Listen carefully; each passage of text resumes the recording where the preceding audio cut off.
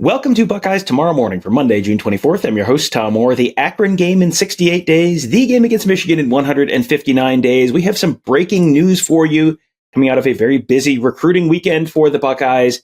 Offensive line prospect Jake Cook for 2025 just committed to Ohio State. This is one of these feel-good stories. You know, the commitment is always kind of a culmination of a life of working very, very hard at football and putting in a lot of hours in the weight room and on the field and on the practices and all that kind of stuff. But this one feels like it might even be a little bit more impactful on that side of the story. We're going to bring in Kevin Noon of BuckeyeHuddle.com to talk about it. Kevin, you know, of all the guys who we have seen earn Ohio State offers at camps over the last few years, I can't think of too many who have worked harder for that offer and for the opportunity to commit than Jake Cook has over the last few years. Absolutely. Local player out of Westerville North High School. We're seeing fewer and fewer situations of where a player is able to earn that camp offer for the current cycle, the cycle that is front and center, being 2025 in this case. I mean, we can obviously go back and talk about Terry McLaurin.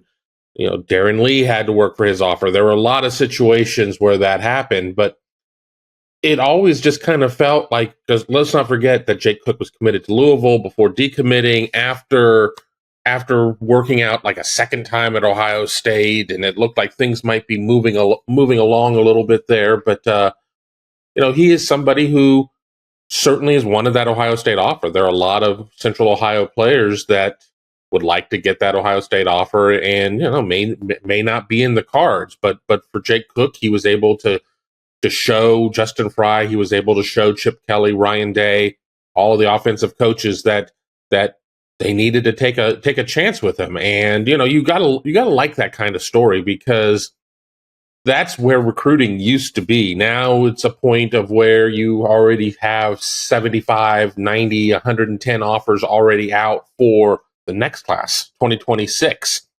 And that opportunity to earn the offer isn't there. And I don't think it's a matter of that the coaches particularly like the accelerated timetable they're on. It's just a matter of you got to keep up with the Joneses.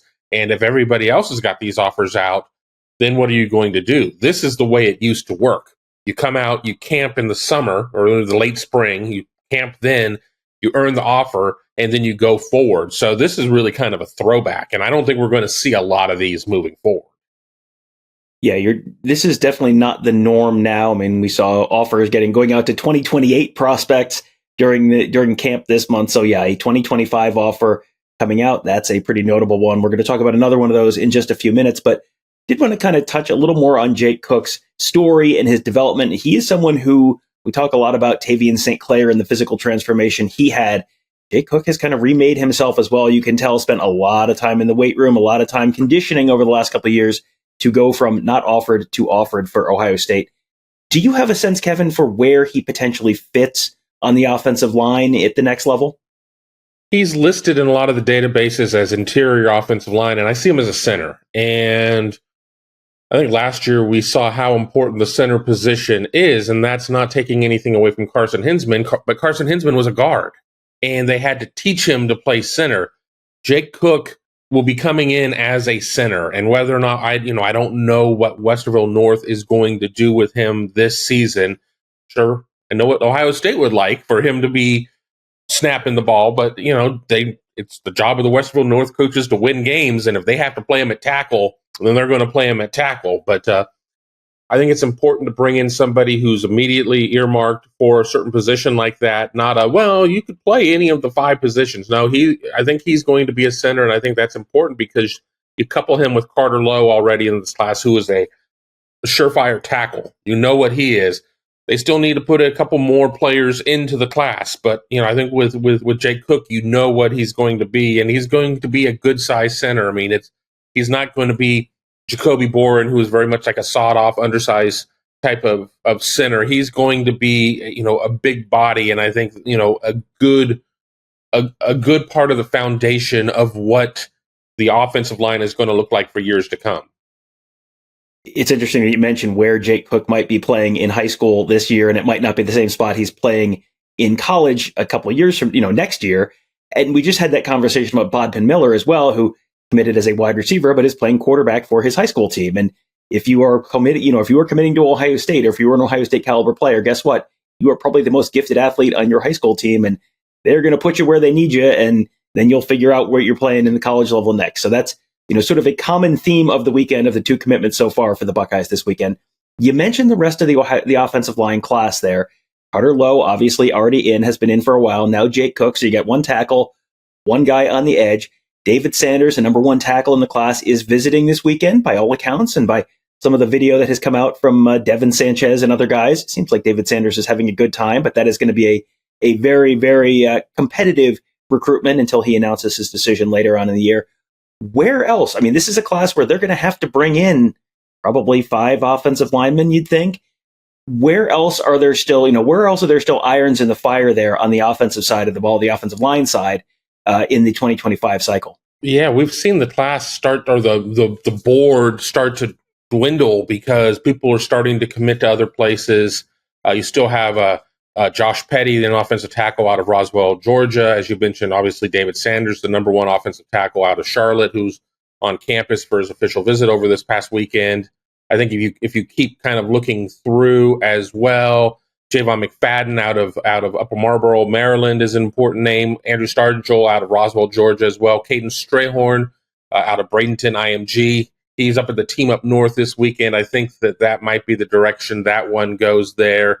So there are several names, but with that being said, there's, I think, a lot of people who do have their concerns about why Ohio State has not been able to put together more consistent offensive line classes. And I think that we're going to see that in 2026 when so much of the talent comes out of the state of Ohio. But, Ohio State goes and gets 2 of the top linemen from the state of Ohio with Carter Lowe, with Jake Cook.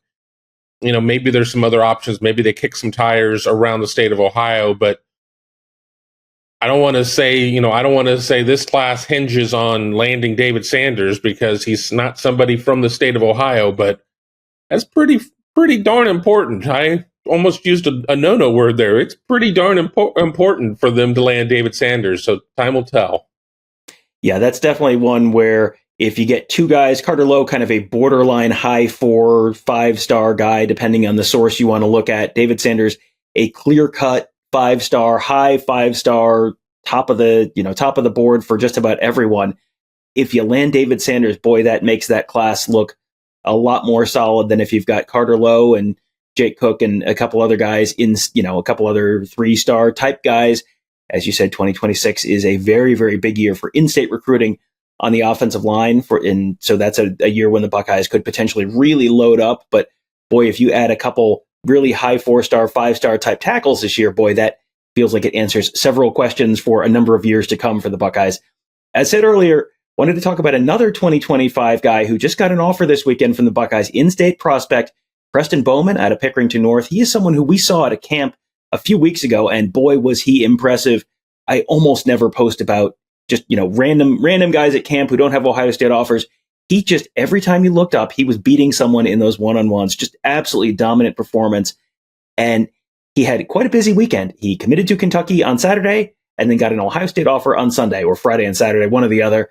It was, boy, that was quite a busy weekend for him. And, he is still publicly pledged to Kentucky, but it feels like that might be an interesting one to watch for the Buckeyes moving forward. As of the time that we're recording this, he's, still locked in with Kentucky. That's the messaging out there. But this is really kind of a can't lose for Ohio State, and here's why. Bowman is going to have that afterglow of committing to Kentucky for a little bit of time. That lets Ohio State get through the final days of this June, July recruiting window. And then just if that offer is there, they can continue to communicate with him. He's probably not going to make a change in the next day or 2 or 3, hashtag freezing cold takes. But what happens in 12 weeks? What happens? We're, as you said at the top of the show, 68 days away from the Akron game. So what happens in 98 days? You're a couple weeks into the season. Ohio State doesn't necessarily have its receiver class full. You've been communicating. Maybe Kentucky isn't necessarily lighting the world on fire. It's still there. And if he decides that Preston Bowman, and I don't like talking like this, but if Preston Bowman decides 100 days from now that he wants to commit to Ohio State, and Ohio State's full, Ohio State could say, it was a committable offer on the day we offered you, 2 weeks after we offered you, 6 weeks after we offered you, but we're full now. So you're not going to really burn any bridges per se with Pickerington North, which is obviously a program that produces a lot of Division 1A talent. Excuse me. So I think that this is good to get in there because you're kind of getting inside this bubble of the, again, as I said, the afterglow of committing to Kentucky. It's not likely that he's already thinking about flipping, and you have a chair and a chip on the table, as I kind of talk about in the poker world. You're still competing for him down the line, and then you can make a decision and revisit that later. So we'll see how the wide receiver class continues to take shape for Brian Hartline and the Buckeyes, and how the offensive line class continues to take shape for Justin Fry and the Buckeyes. And we'll be following all those different things, different groups, probably more commitments potentially on the horizon for the Buckeyes in the wake of the very, very busy official visit weekend for the Buckeyes. We'll be following all of that for you at BuckeyeHuddle.com. That's where Tony, Kevin, and I cover the team. Mark covers recruiting with our whole team of X's and O's gurus, making you a smarter football fan, all at BuckeyeHuddle.com. We hope to see you there. That'll do it for today. Thank you guys all for joining us. Have a great day. We'll talk to you tomorrow.